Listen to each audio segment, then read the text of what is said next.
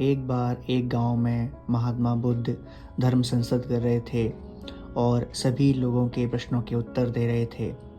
तो जहां वो उपदेश दे रहे थे उसी के थोड़ा आगे रास्ते में एक गरीब भिखारी बैठा हुआ था।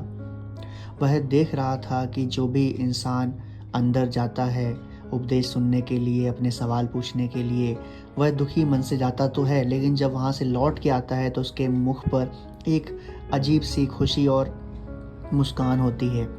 उस गरीब व्यक्ति के मन में भी यह सवाल आया कि क्यों ना वह भी चल के महात्मा बुद्ध से बात करे, शायद उसके भी दिन अच्छे हो जाएं।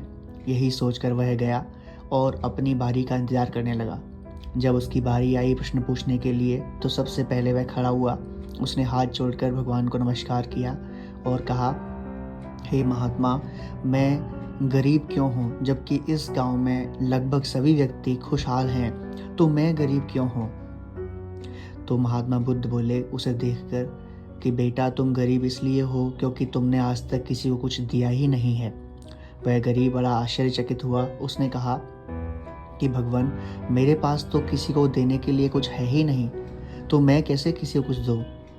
महात्मा बुद्ध बोले, बेटा, तुम्हारे पास मुख है जिससे तुम मुस्कान करके, हंस के लोगों के दुख बांट सकते हो और उनके अंदर आशा का नया संचार कर सकते हो, उन्हें ऊर्जा दे सकते हो।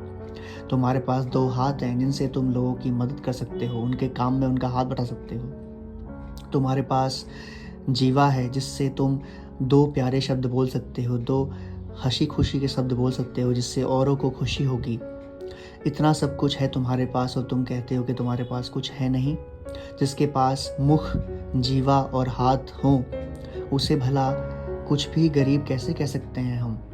यही सुनकर वह व्यक्ति बड़ा खुश हुआ। उसने इस बात को अपने जीवन में उतारा और सबकी मदद करने का काम शुरू किया, हंस के बोलना शुरू किया और देखते ही देखते वह गरीब निर्धन व्यक्ति एक धनवान व्यक्ति बन गया और ना सिर्फ धनवान बना बल्कि बड़ा खुशहाल भी रहने लगा।